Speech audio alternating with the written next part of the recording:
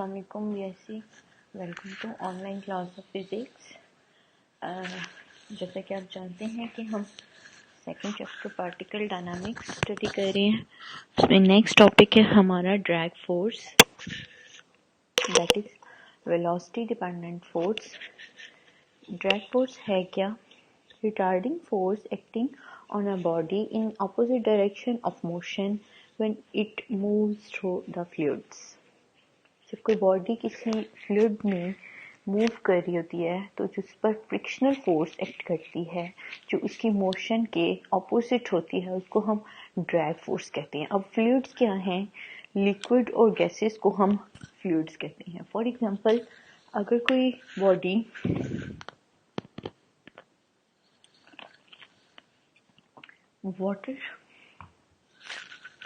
Water में wall में move कर रही है तो उसके लिए जो फ्लूइड है वो वाटर है। जैसे अगर कोई बॉडी हाइट से ड्रॉप की गई है नीचे तो वो एयर में मूव कर रही है तो उसके लिए जो मीडियम है दैट इज़ एयर और वो फ्लूइड है। फ्लूइड्स क्या हैं? लिक्विड और गैसेस को हम फ्लूइड्स कहते हैं। तो फ्रिक्शनल फोर्स जो बॉडी पर एक्ट करती है जब वो किसी फ्लूइड में मूव कर रही होती है तो उसको हम ड्रैग फोर्स कहते हैं। That is velocity dependent force, यानी वेलोसिटी पे डिपेंड करती है। आप एग्जांपल लें, अगर किसी बॉडी को हम हाइट से ड्रॉप कर रहे हैं तो हाइट पे उसकी वेलोसिटी ज़ीरो होगी, लेकिन जैसे जैसे वो नीचे आ रही है, वो एयर के थ्रू एयर में से मूव कर रही है तो उस पर एक फोर्स एक्ट करेगी जो उसकी मोशन के ऑपोजिट होगी। यदि अगर वो नीचे को आ रही है तो ड्रैग फोर्स उस पर अपवर्ड एक्ट करेगी, मोशन के ऑपोजिट मूव करेगी, और जैसे जैसे बॉडी नीचे को मूव करेगी ड्रैग फोर्स की वैल्यू इंक्रीज होगी। क्यों? क्योंकि हाइट पे वेलोसिटी ज़ीरो है, जैसे बॉडी नीचे को आ रही है तो उसकी वेलोसिटी इंक्रीज हो रही है और ये वेलोसिटी डिपेंडेंट फोर्स है तो ड्रैग फोर्स की वैल्यू भी इंक्रीज होगी। नेक्स्ट है आपके पास विस्कोसिटी। विस्कोसिटी क्या है? Frictional effect between layers of flowing fluids. Fluid जब मूव कर रहे होते हैं तो दो लेयर्स एक दूसरे के ऊपर स्लाइड करती हैं, तो उनके दरमियान जो फ्रिक्शनल इफेक्ट है उसको हम विस्कोसिटी कहते हैं। जैसे दो सॉलिड सरफेसेस को हम एक दूसरे के ऊपर मूव कराएं तो there is a frictional force जो इनकी मोशन के ऑपोजिट होती है। बिल्कुल इसी तरह फ्लूइड्स में भी दो लेयर्स जब एक दूसरे के ऊपर मूव कर रही होती हैं, फ्लूइड्स की दो लेयर्स एक दूसरे के ऊपर मूव करती हैं तो उन दो लेयर्स के दरमियान जो फ्रिक्शनल इफेक्ट है उसको हम विस्कोसिटी कहते हैं। अब कुछ फ्लूइड्स की विस्कोसिटी ज़्यादा होगी, कुछ फ्लूइड्स की विस्कोसिटी कम होगी। जिन फ्लूइड्स की विस्कोसिटी ज़्यादा होती है वो इजीली फ्लो नहीं कर सकते, और जिनकी विस्कोसिटी कम होती है, फ्रिक्शन उन लेयर्स के दरमियान कम होती है तो वो इजीली फ्लो कर सकते हैं।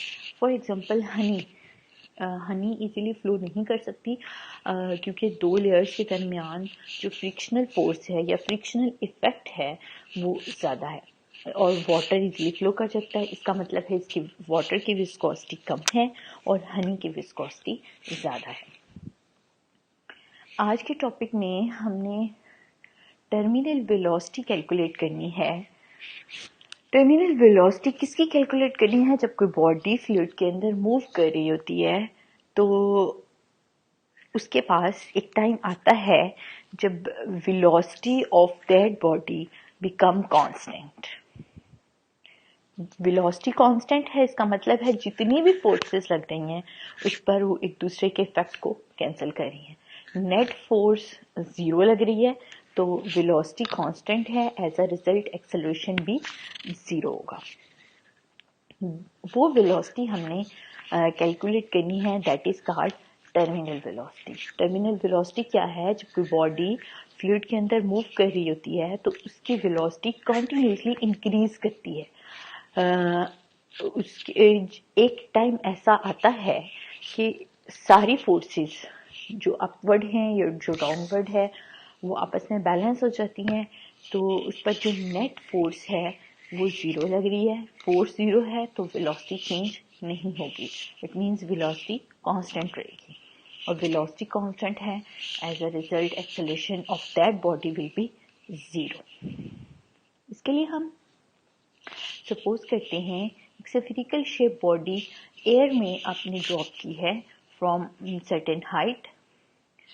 जब आप उसको ड्रॉप करते हैं तो वो नीचे को मूव करती है। नीचे को क्यों मूव करती है? क्योंकि उस पर इस टाइम पर ग्रेविटेशनल फोर्स एक्ट कर रही है, दैट इज वेट mg। जब वो नीचे को मूव कर रही है और बॉडी एयर में है, एयर इज फ्लूइड, तो बॉडी एयर में है और वो नीचे को मूव कर रही है, तो there is a frictional force या retarding force that is called drag force, which is velocity dependent, depends upon velocity। drag force increase होगी जब बॉडी की velocity increase होगी। b यहाँ constant है। जैसे जैसे नीचे force increase होगी, frictional force या retarding force upward direction में increase होगी। This force is called this retarding force is called drag force। अब mass mg और vertically downward है, और retarding force या drag force vertically upward है। दो forces लग रही हैं। बॉडी किस डायरेक्शन में मूव करेगी? उस डायरेक्शन में मूव करेगी जिस डायरेक्शन में फोर्स ज्यादा होगी। तो अगर बॉडी डाउनवर्ड है तो इसका मतलब है नीचे वाली फोर्स ज्यादा है, अगर बॉडी अपवर्ड मूव कर रही है तो इसका मतलब है ऊपर वाली फोर्स ज्यादा है। हमारी जो स्फेरिकल शेप बॉडी है वो नीचे को मूव कर रही है, इसका मतलब है weight of the body is greater than drag force. So net force acting on that body is mg minus bv। mg weight vertically downward, bv vertically upward।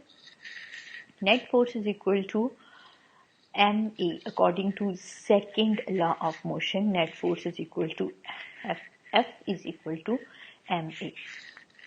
ये आपके पास रिजल्टेंट फोर्स है जो इस बॉडी पर लग रही है। m को इस साइड से कॉमन लें तो फर्स्ट टर्म के साथ m है, सेकंड टर्म के साथ m नहीं है, इसका मतलब है m डिनोमिनेटर में डिवाइड होगा। इधर से m कॉमन लिया, इधर से m ऑलरेडी प्रेजेंट है, तो ये दोनों कैंसिल हो जाएंगे। a की वैल्यू आपके पास आई, a is equal to g minus B V divided by m। अब एक्सेलरेशन की वैल्यू में आपको g नजर आ रहा है, दैट इज कांस्टेंट, b है that is constant, mass of the body constant. इसका मतलब है एक्सेलरेशन किस पर डिपेंड कर रहा है? वेलोसिटी पर। ठीक है, यानी acceleration is the function of velocity. acceleration is the function of velocity and that is equal to rate of change of velocity। that is the definition of acceleration जो हम previous topic में पढ़ चुके हैं। a is equal to dv by dt और ये आपके पास एक्सप्रेशन में g minus bv by m।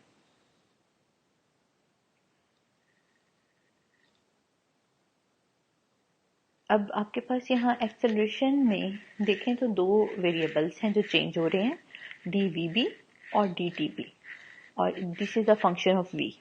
सारे वेरिएबल्स को जो एक जैसे वेरिएबल्स हैं और फंक्शन है उनको एक साइड पे ले जाएंगे, dv dt को दूसरे साइड पे, यानी यहाँ dt डिवाइड हो रहा है, उधर जाकर मल्टीप्लाई होगा, और a is the function of v, सो इसको हम इस साइड पे लेंगे क्योंकि इसका डेरिवेटिव ऊपर मौजूद है। डेरिवेटिव ऊपर मौजूद है, A is the function of V. A V की वैल्यू आप कहाँ से लेंगे? जो पीछे हमने ड्राइव की है, G minus B V by M. Integrate करें, यहाँ वेरिएबल क्या है? टी, यहाँ वेरिएबल क्या है? वी। इसकी इंटीग्रेशन फ्रॉम 0 टू t, इसकी integration from initial velocity to final velocity. Initial velocity क्या है? When time is equal to 0, velocity is equal to 0। यानी अभी जब आपने ड्रॉप किया था बॉडी को, तो उस टाइम पर मैक्सिमम हाइट थी और मैक्सिमम हाइट पर वेलोसिटी क्या होती है? 0। जब टाइम t हुआ तो वेलोसिटी को फाइनल वेलोसिटी बन गई v। ये आपके पास लिमिट्स हैं 0 टू t वेरिएबल की, और वेरिएबल की, और 0 टू v वेरिएबल की। इसकी dt की इंटीग्रेशन क्या है? t। और इधर नीचे फंक्शन है, ऊपर हमें डेरिवेटिव बनाना है। नीचे फंक्शन क्या है? g minus B V by M. इस पूरे फंक्शन का डेरिवेटिव हमें ऊपर बनाना है। कैसे बनेगा? m एलसीएम में आ जाएगा, तो यहाँ आपके पास बन जाएगा M G minus B V divided by M.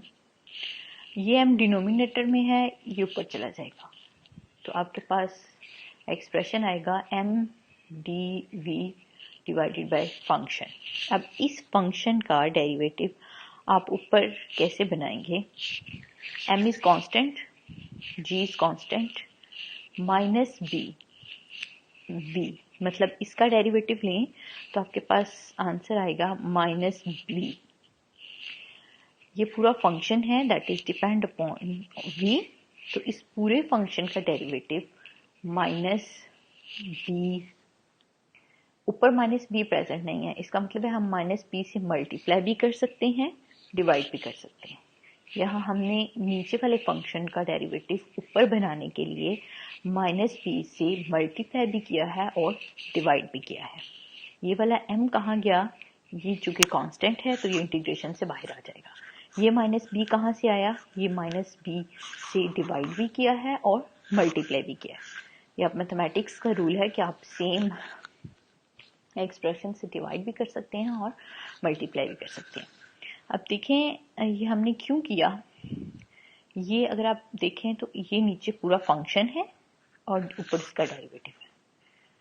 तो इंटीग्रेशन जब आपके पास ऐसी हो कि नीचे डिनोमिनेटर में फंक्शन हो और ऊपर उसका डेरिवेटिव हो, तो हम उसकी इंटीग्रेशन होती है natural log of that function, natural log of M G minus B V. Limits अभी आपने नहीं लगाई। ये माइनस एम बाई बी जो है वो कांस्टेंट है इंटीग्रेशन से बाहर। अब मैंने आगे लिमिट्स लगाई हैं, upper limit minus lower limit. Upper limit के साथ natural log of M G minus B V minus lower limit. Lower limit में v की जगह आप 0 लगाएंगे, यानी natural log of M G minus B into 0।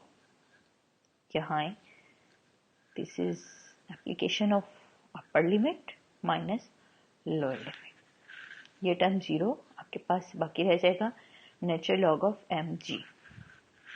जब नेचुरल लॉग में दो लॉग नेचुरल लॉग्स के दरमियान माइनस हो, तो हम उसको ऐसे लिख सकते हैं,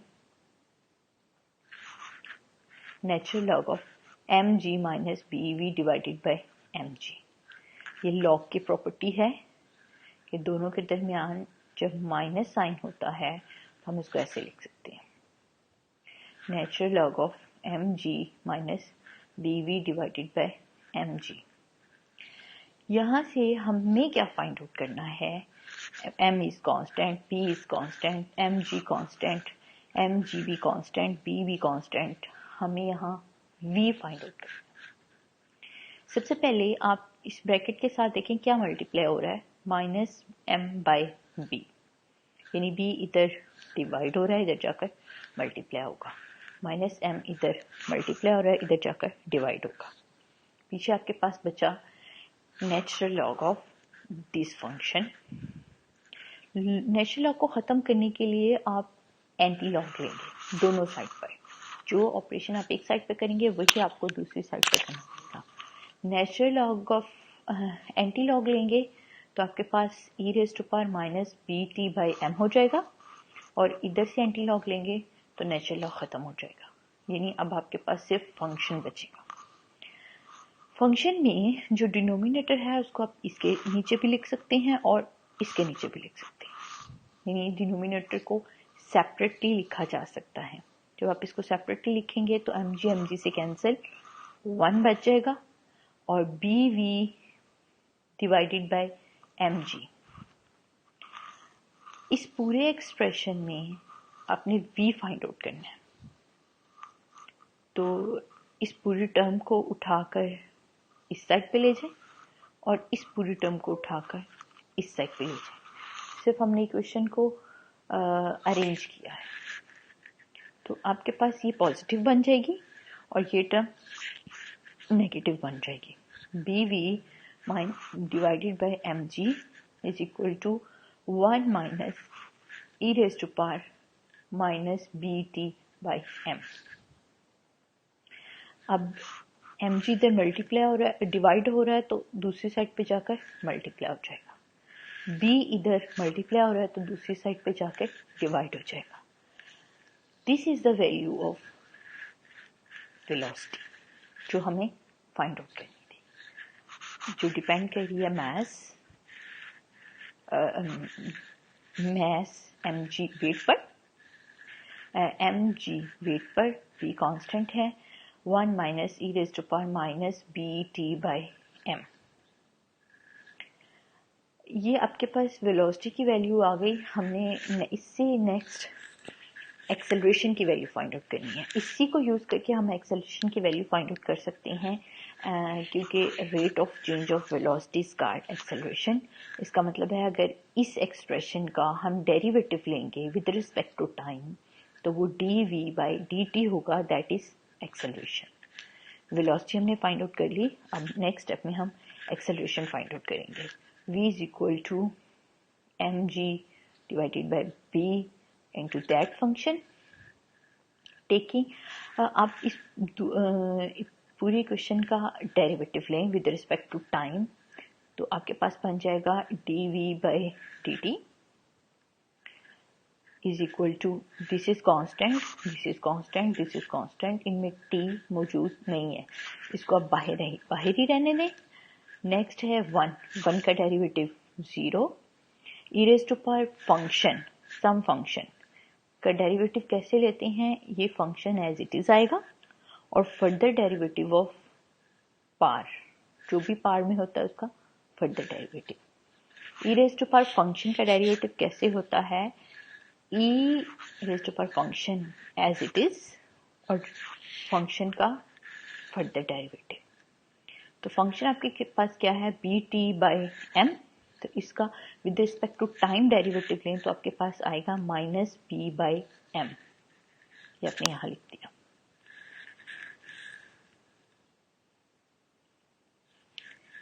D V by D T आपके पास एक्सेलरेशन बन जाएगा। यहां से माइनस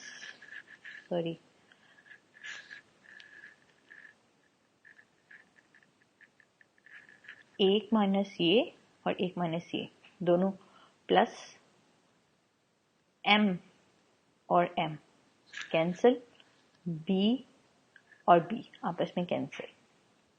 यहाँ देखें M G B E raise to power function and B M, M M से कैंसिल, बी बी से कैंसिल, पीछे आपके पास यहाँ g बचा और E raise to power some function B T by M, that is the value of acceleration of the body flowing through the fluids. अब हमें एक्सेलरेशन कुछ केसेस से आगे वेलोसिटी क्या होगी जब टाइम 0 है या बॉडी ने भी मोशन स्टार्ट की है, और वेलोसिटी क्या होगी जब टाइम इनफाइनाइट है, यानी अटेन जब बॉडी कांस्टेंट वेलोसिटी अटेन कर लेती है।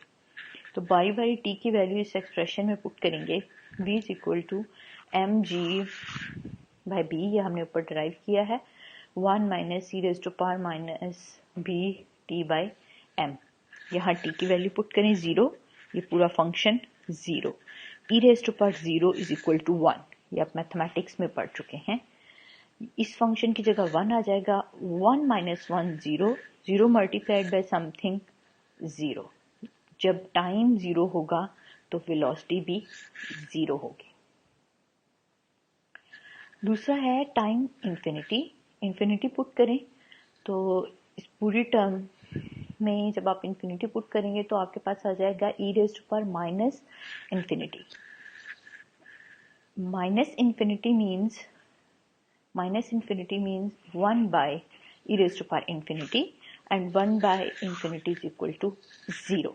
यानी इस पूरी टर्म में जब आप t की जगह इन्फिनिटी पुट करेंगे तो e raised to power minus infinity that is equal to 0। आपके पास दो टर्म्स हैं, एक 1 और दूसरी साइड पर 0। तो आपके पास वेलोसिटी की जो वैल्यू आएगी that is mg divided by b, mg divided by b। ये वेलोसिटी कब होगी? जब आपका टाइम इनफाइनाइट हो चुका होगा। ये आपने दोनों केसेस पढ़े वेलोसिटी के लिए। अब यही दोनों केसेस आप एक्सेलरेशन के लिए कैलकुलेट करेंगे। हम एक्सेलरेशन की वैल्यू पीछे कैलकुलेट कर चुके हैं, a is equal to g into e raise to power minus B T by M. यहाँ पहले हम t की वैल्यू 0 पुट करेंगे और एक्सेलरेशन की वैल्यू निकालेंगे, फिर हम t की वैल्यू इन्फिनिटी पुट करेंगे और एक्सेलरेशन की वैल्यू निकालेंगे। Putting the value of t is equal to 0, e raised to power 0 is equal to 1, so acceleration is equal to g, जब अभी बॉडी ने मोशन स्टार्ट की है।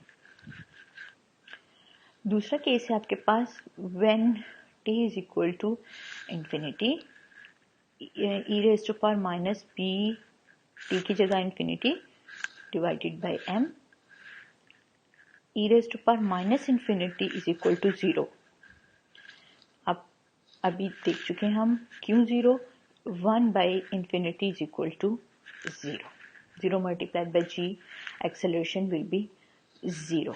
जब वेलोसिटी कांस्टेंट हो जाएगी तो एक्सेलरेशन 0 हो जाएगा। और वेलोसिटी कब कांस्टेंट होगी? जब ऊपर वाली फोर्स रिटार्डिंग फोर्स, नीचे वाली फोर्स जो कि वेट ऑफ द ऑब्जेक्ट है, दोनों बराबर हो जाएंगी तो बॉडी के पास मैक्सिमम कांस्टेंट वेलोसिटी होगी, that is called terminal velocity. Velocity constant है तो एक्सेलरेशन विल बी 0। इसके साथ ही आपका ये टॉपिक खत्म। हम आपको इसमें कोई मसला हो तो आप कमेंट सेक्शन में जाकर क्वेश्चन कर सकते हैं। दूसरा, आप अपनी अटेंडेंस को शोर करें। जितने लोग लेक्चर अटेंड करें काइंडली कमेंट सेक्शन में अपनी अटेंडेंस मार्क करें, वहाँ से आपका रिकॉर्ड बनाया जाएगा। Thank you very much.